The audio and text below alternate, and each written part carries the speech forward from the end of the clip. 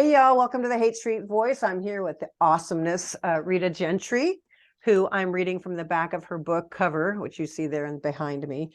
And it is Rita Gentry, author, worked for Bill Graham Presents, a Bill Graham Presents employee from 2/26/1979 to 2/26/1999. 2/26 was literally 3 days ago, y'all. Today is the 1st of March. And here's a quote. We used to say Bill Graham Presents was a family, and it was true. A crazy mashup, a kaleidoscopically dysfunctional family full of characters and personalities, black hats and white hats, and some of the best people I've ever known, led by the master, Mr. Bill Graham. Welcome, Rita. Thank you. Well, I really appreciate this. I have to say how the back of that cover came up is because of Bill would always say too that he would not have what he had or show wise without all the other people within Bill Graham Presents. Everyone had their jobs, but at the same time, and most people were, from the Bay Area, San Francisco, different neighborhoods, whatever.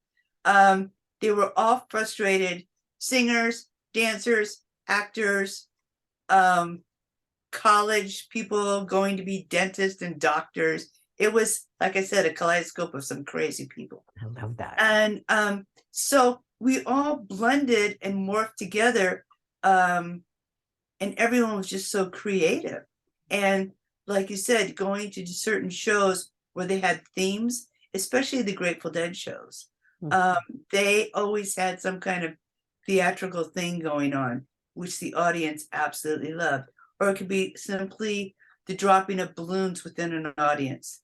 A very simple thing, but fun for the audience. Yeah. So there was that.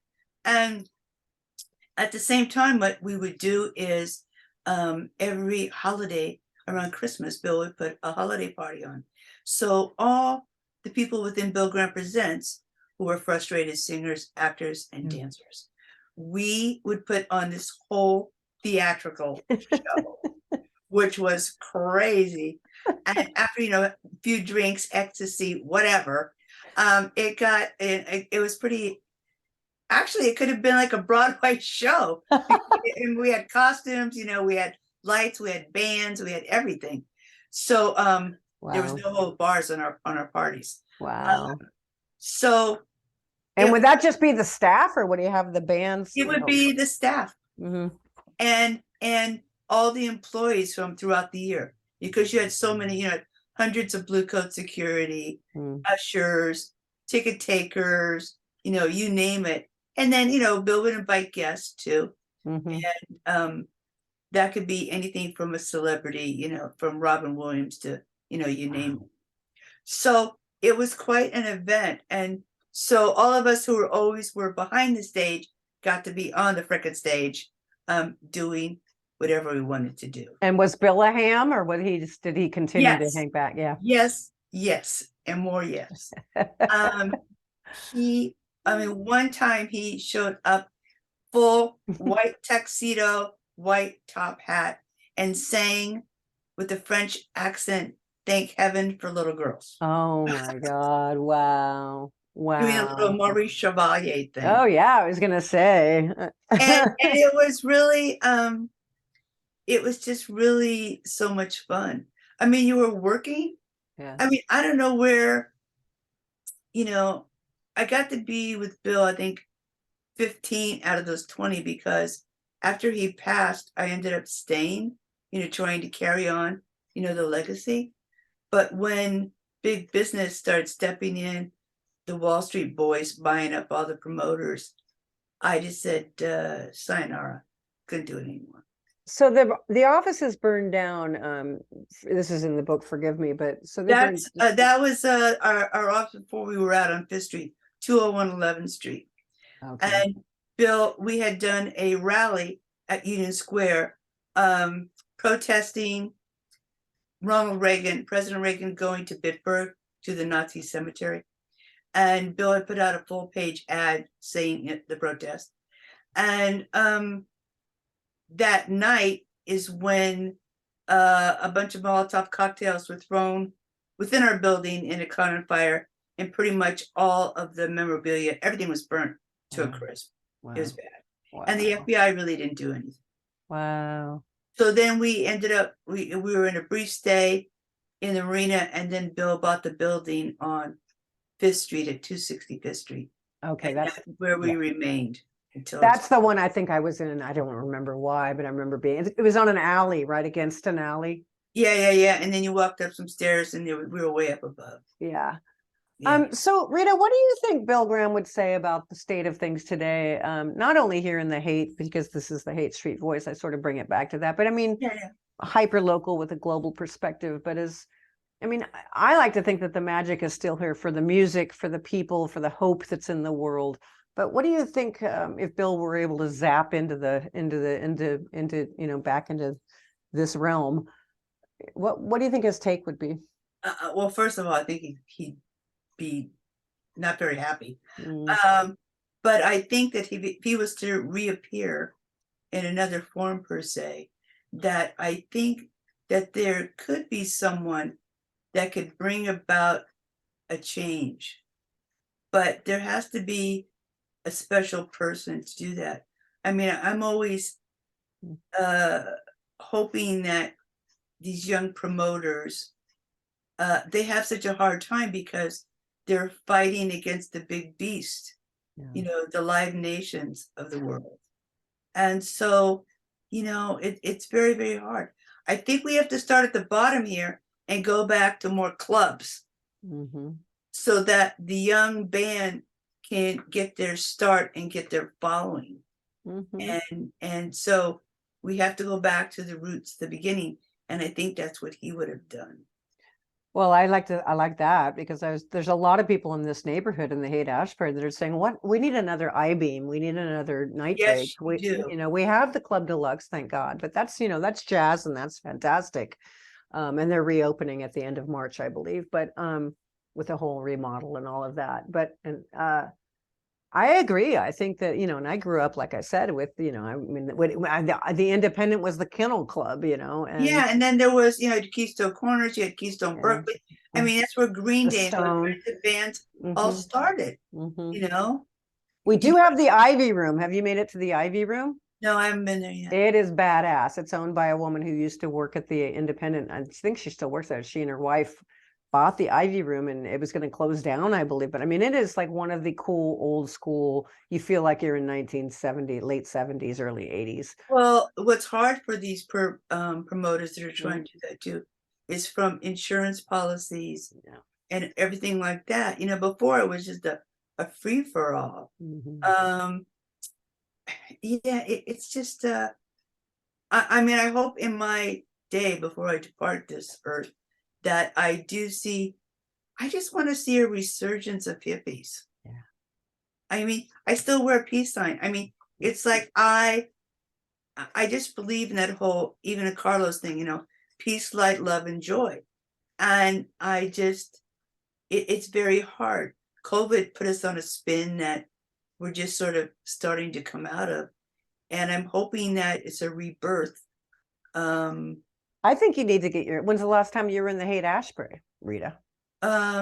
Not for a while. Because I work just for a little extra money. I work at the corner shop. It's called Welcome Haight-Ashbury. It's actually a welcome center / gift store, Haight-Ashbury centric. And I'm out there Friday, Saturday, Sunday, 12 to 5. And I mean, there really is a really beautiful vibe. We have the psychedelic SF gallery now, which is where Dr. Dave's we're going to hold the psychedelic meetings at this amazing Alex Gray and Stanley Mouse artwork, and of course Love on Hate, which is Sunshine. I'm sure you've heard of her with the tie-dye Oh yeah. Emporium, and the Health Right 360 that Ben Fong Tours is going to host. So there is this community tribe thing, and of course Amoeba Records, we love you.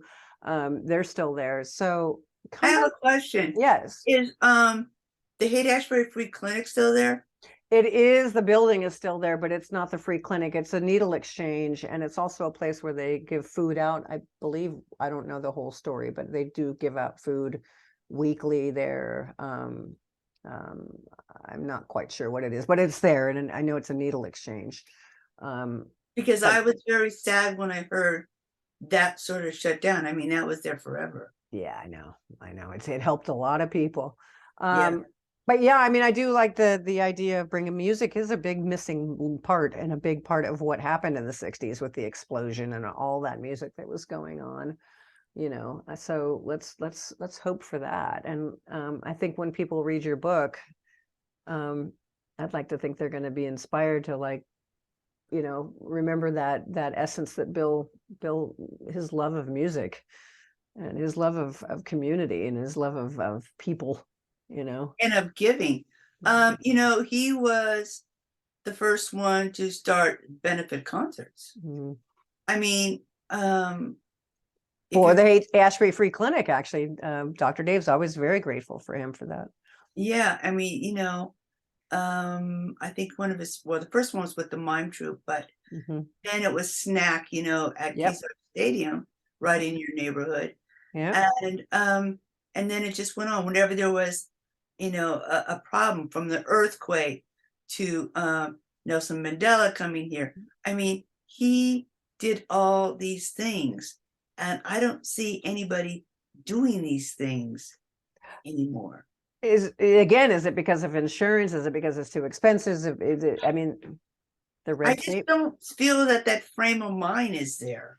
Yeah.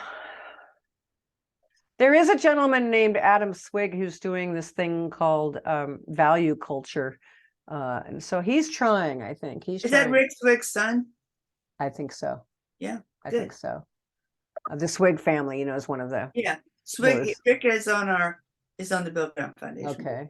Okay. Oh yeah, another shout out to the Bill Graham Foundation. That's awesome that's going on. We are in the background, but we do great baby steps for Mm-hmm. people. Okay. And anything you would like to say in honor of Bill or speaking for Bill or Oh my God. Only that I there's no education that could have taught me what he taught me. In regards to giving back, that's for one thing.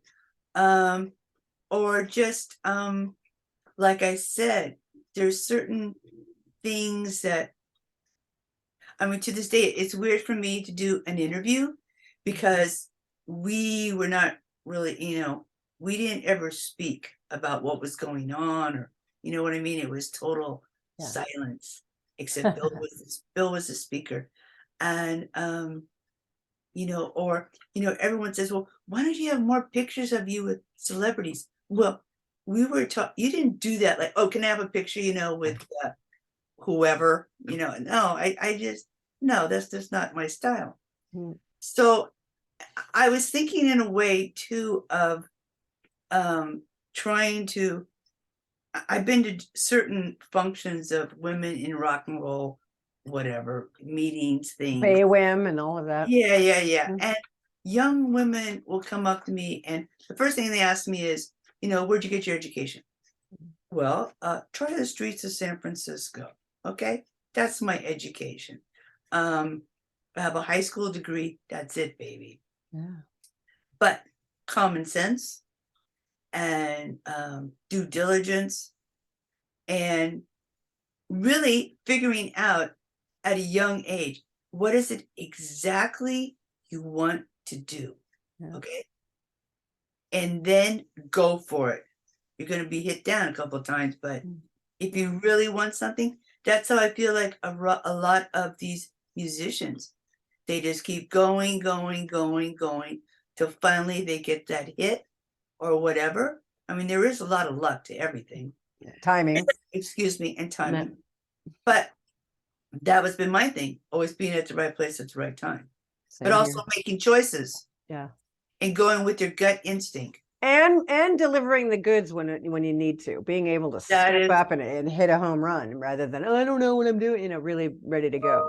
And I learned my mottos are too, like, do not rob, do not cheat, do not steal, do not lie, and you'll be good. Yeah. I'm trying to remember who wrote the quote or said the quote in your book. I believe it was Queenie Taylor. saying that, when I met Bill, I was a different person, and he gave you room to fail, but he, he if he believed in you, he would bring you there, and you could He fall on your, nurtured you, yeah, yeah, and he saw, I mean, if you didn't have what it takes to survive within that environment, you were gone. Mm. I mean, it was like, bye bye, baby. Right. And it took a certain, that's what I'm saying, this cluster of people was so amazing. And they were, every creed, everything different, and yeah, It kind of reminds me of the East Coast versus the West Coast, because he came obviously from the West Coast and further, I mean, East Coast and further back, yeah, the story. But I feel like he came here, hit the ground running. It's like, and having moved myself personally to New York for 9 years and coming back, it is a lot easier because people move a lot more slowly out here. And I feel like his, Bill Graham, Zippy the Wonder Slug out here, or whatever, man. Like, what do you want, a fucking sandwich or what? yeah. But I feel like the people that came together, that Bill put together, really, at BGP, were the people that were really ready to play ball. And they stayed there Yeah. forever. And most of those people have gone on to other realms of, I mean, Another Planet Entertainment is run by 3 people from Pilgrim Presents, or owners of it. And there's people in New York. There's just, I don't know. And the thing is that all of us are still bonded. That we still stay in touch. Yeah. Still, it's so incredible. Like It's Billy really Cohen and Colleen Kennedy. I'm dear friends with them. I've known Yep. Billy forever. Yep. But Colleen was there way before Billy was there. Yeah. Oh yeah. Yeah. She was our receptionist, and then ended up being the box office queen. Yeah, it's just so, like I said, it's just the great group of people. Yeah. So thank you, Bill. And, Yeah. all right. Well, people, go out and buy Rita's book. It's amazing. Which is the best way to do that? Should they just go to Amazon? Ugh. Yeah, it's only sold on Amazon. Okay. Being that I'm a lowly, You're not author really. here. No. It's funny because someone said to me the other day, I just got your book at Barnes and Noble in Walnut Creek, and I go, what? And I don't know what happened, but maybe somebody ordered it and they didn't pick it up and they put it on the shelf or whatever. But no, Amazon. And no, I am not doing a Kindle version. I'm old school. If you look at my book, it's for old eyes. It's big print. You can read it. It is big. It is big print, and I love it. Big print, and it's just easy to read. And the great part is that you go from front to back. You don't have to do the whole reading through the book. You go to the bathroom, you take a story. That's so funny, because I wrote a book on the dead, and it's something about interviews with a bunch of people like Timothy Leary, whoever. And I say it's great bathroom reading because you just open it up and there's a story. That's really, I think that's beautiful, from the horse's mouth, Yeah, where are those Timothy Learys and Osley, and where are those people? Come on, young people. Yeah, exactly. We need some new ones coming through. So thank you so much for being with Hate Street Voice. And again, shout out to Carlos Santana and his tour coming up. Go see Carlos, y'all. And like I said, I do believe that the Renaissance is rumbling. People like Dr. David E. Smith and Bob Weir, God bless him, for being on the cover, and the Haight Ashbury, the Psychedelic SF Gallery. There's a rumbling of that old cool groove, and we need the music, people. Let's get a music venue going. And you can just go on YouTube. I mean, a great little 3-piece. You could be Jimi Hendrix of the future, Thank you. Exactly. So please. And one last thing I do remember in your other interview with I always forget her first name. Carmen Milagro. Sorry, Carmen. She's fantastic. Mrs. Milagro. She asked you, what's next, Rita? And you said that you were maybe thinking about doing a book about the items, that just came about in that interview. I've taken so many pictures too, but then I'm sitting and I'm thinking about, wait, another 5 years, that means I'll be 80 something years old. I need to party down before then, you know. I don't know if I can like still it's in the back of my mind, and and the great thing is that over my years I've collected many things. Yeah, I'm a saver with memorabilia. yeah, I bet. And Well, that's so good stuff to save. there are some things in the works that I can't talk about now, but Mm. I do have things that I want to do on my bucket list, you know, before I check on. And also, I wanted to throw out the lastly, and then I'll let you go. And now that I've upgraded my Zoom, um, um, we are going to start having meetings with the Haight-Ashbury Psychedelic Center, the Dr. Dave thing that we're creating. And I'm his creative director.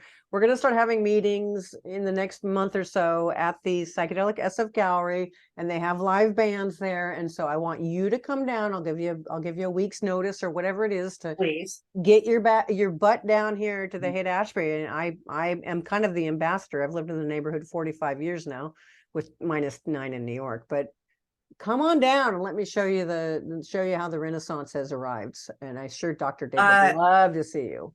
I would love to do that. Cool. Thank you for the invite. Thank you for taking the time for promoting my book. Mm-hmm. It's funny because there's been a few people that have written to my publisher that they don't own computers, or I mean they're like hippies from the old days. Mm-hmm. And so they write letters. That's cute. And so, but they do have a phone, so I got to call them on their landline. And because they wanted to get the book, but they couldn't do it because they don't have a computer and Amazon. So I've been reaching out to these old hippies, mailing my book to them, and I've been getting these beautiful letters of thank you for letting them time travel, you know, back in time. Wow. So it's really, and they're all from the Bay Area, you know, and from the Haight. Wow, I want to read those letters. Maybe we can maybe you could take a picture of them. No, that would be actually a really beautiful thing, now that I think about it. If a handwritten letter from, if they're open to it. But yeah, I mean those It's just incredible to me that, and even in this day and time, that there are original hippies that still don't do any of the stuff that we do. Thank God. And my other mantra is be here now. That's been my thing from that book from the 60s. Well, it's actually in my Tribe Vibe edition, the Ram Dass book. Yeah, I have a picture of that cover. And it's funny because my girlfriend likes to say, that's mine. Let's see if I turn off my background. Hang on one sec. Get rid of background. Boom. You're gonna see my kitchen now. Where is it? Here, get rid of that. There we go. Okay. The Be Here Now. That's the book. That's the book, man, with the brown pages. There it is. And you know, I not that long ago, who's the author? Ram Dass. Yeah, Ram Dass. I got to meet Ram Dass. I was at a wedding in Hawaii of a very dear friend many years ago. And that was toward the end. He was in the wheelchair and stuff. But it was very there was something very sacred about him too. You know, his aura and stuff. And yeah, it's just amazing to me that, like I said, like meeting people. But see, you have to be we're off now, right? You have to be oh, I can turn this off. I'll keep going. I'll edit. Yeah, you have to be willing to get yourself out there too, like what you're 100%. I mean, you know, losing my mom when I was young sucked balls, but it made me really courageous. You know, like I just watched my mom die. Like I you know, it gave me courage, and that is it. You have to be willing to fall flat on your face, and you know, it's not that bad. You're gonna. That's what I'm saying. But if you really look around, there's not that many strong women. I know. I mean, it's like I know. It makes me sad because I want to say, get the fuck up and go do something. God damn it! You know, it's like I mean, and it's funny because my persona at Bill Graham Presents 2 was so many, when these book stories, so many women were afraid of me. Wait a minute. Really? I'm 5'3", I weigh 115 pounds, and they all thought that I was from the East Coast. They thought I was from New York, of like how I You talk, do. I mean, I live there. You do seem New York, but I think that's great. and People, yeah, and so yeah. and it's really weird because when because every other word was fuck, but when you were around Bill, you could not talk that way as a woman. You Wow. had to be like, you couldn't say fuck, you get pissed off. So then I went from hardcore truck driver mouth to Santana, right? And when I went for my interview, Deborah Santana, at the time of his wife then, Mm-hmm. interviewed me, but she said, I don't know if we're going to hire her because of her vocabulary. And so I changed my vocabulary, and then I had to change my whole persona of like, peace, light, love, joy, all that shit, and I could play along with it really great. But at the same time, when I really got to me and Carlos, one-on-one, Yeah. it's like, oh man, come on. I don't need this talk. I don't need this stuff. Just talk to me like regular. Okay. Yeah. It's funny, and that's what I'm saying is I can't really put down the real deal of people, Yeah. you know. Yeah. Well, the older I get, I don't have time to apologize or explain myself to anybody. If somebody doesn't like, oh, your videos could be this, or you should have done that. I'm like, Oh you know what? You know what? I don't really, that's what happened to me when the book came out. And you should have done. this woman who I've known forever, right, and has been in the industry, right, and she didn't give me a story, but yet she had the nerve to, well, you should have done this, Oh, and I'm like, are you fucking kidding me? But she's my yeah, friend, so I said, yeah, I could have done that, but I didn't, yeah, So it's just that it never ceases to amaze me, I personally, like I said, I hope in my lifetime, um, I like music now where a woman or a man, whatever, will just walk up to a fucking microphone, maybe have 2 pieces, 3 pieces behind him, and just sing that song like Otis Redding, or you know what I mean? Like, or I even love Adele because even though she's a weird chick, she can just stand up there and sing. And all the bumping and grinding and I love theatrics, but to me now it's a little over the top. I don't need TNA, okay? I don't need to be a hoe. And I worked all the first, I did shows with Tupac and shit.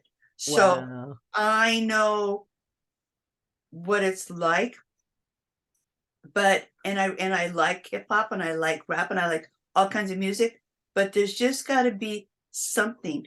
I'm very good friends with Danny Selesco, who's the promoter in the Southwest, and he's independent. He did the Grateful Dead with Bill in Las Vegas, and we did all those first shows there, and we remained friends. And I go there too because he does a lot of smaller shows and like at casinos and stuff, where I can see some of the opening acts which are up and coming bands.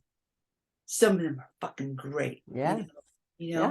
But see now with there's the record companies, there really isn't record companies. There's no A&R guys. There's nobody to really do that.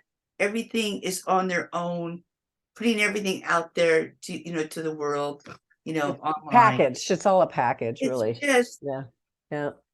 I don't know, I'm reading and then we're going way off track, but it doesn't matter.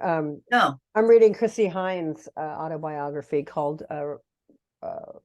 Reckless. It's brilliant. I love The Pretenders. It's brilliant. I do. She was the Pretenders. You need to read her book if you like to read books. Reckless. It came out like 5 years ago, I believe, but it's brilliant. And she talks about that. Like you just have to be. She was shy, but you just got to have the balls to get out there and just do it. And I do agree with you that there are far and few between women like that. And I'd like to think I'm one of them. Ultimately, I know you're one of them. I know I'm one of them. I know that I can walk into a room. I've always had this great thing that I know if I like somebody or if I don't like somebody, I'm going like, what the fuck is your secret? and Who died and made you queen. yeah, and sometimes somewhere along the line, there'll be one out of, I don't know, hundreds that I go, okay, I was wrong, but then they always fuck me. I mean, it's just like someone, then they're like, oh my God, I should have just gone with the thing and not try to give this person a chance because they fucked me. Okay. Instincts. Yeah, your instincts don't lie. Oh man, it's just I, so. I agree with you with the whole working with men thing. I mean, I used to waitress in Manhattan and bartend in Manhattan, and I love men.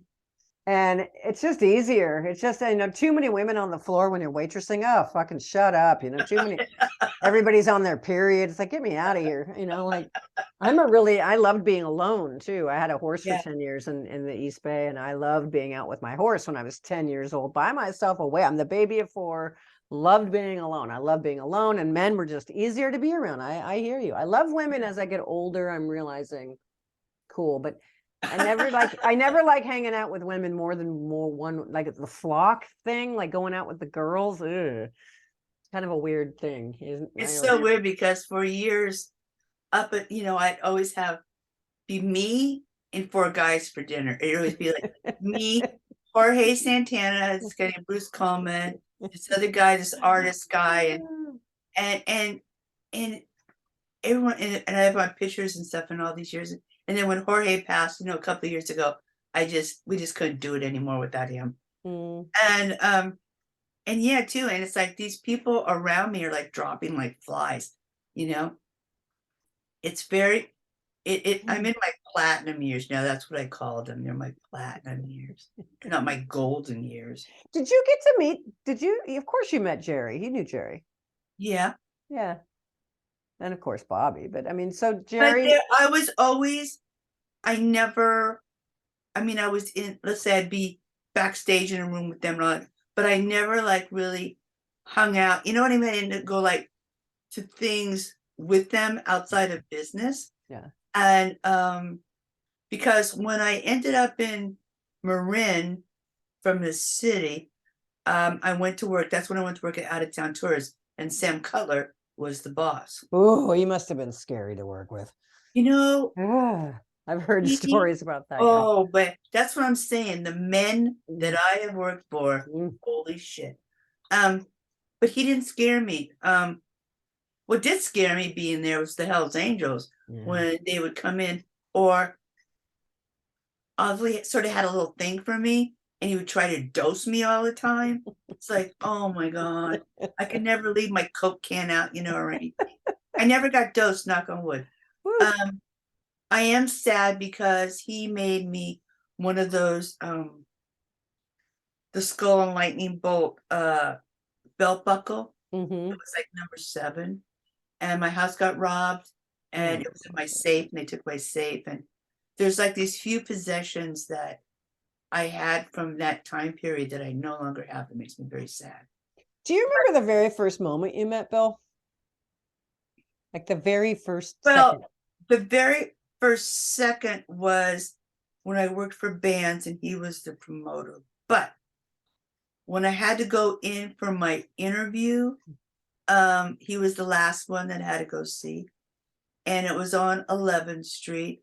And I went to his office and they closed the door. And in my head, I'm going, holy shit, what's going to happen? Because he just had this it was very intense, And at that time I was married to a musician and I was getting divorced, and he was worried that this, because he knew the band and yada yada, and would it screw up whatever thing. I said no, we are finished. I have my son, this and that, and then he saw my record of all the people I worked for and all the people he knew, so it's fine. But at the moment that I left, and that's when he had that big BG gold ring that he was famous for. Yeah, which I noticed on the documentary last night I watched that, and I was like, oh, that says BG because he was playing with it. Yeah. Yeah, it's after he died, it disappeared. Yeah. And I said, well, kind of like the Pope, should I kiss your ring before I leave this room? And he started laughing, and that's when I knew I got him. That's when I knew, yeah, okay. And I read that in the book this morning, that particular entry, because that's in the R's, because you had to get to the R's, and I was like,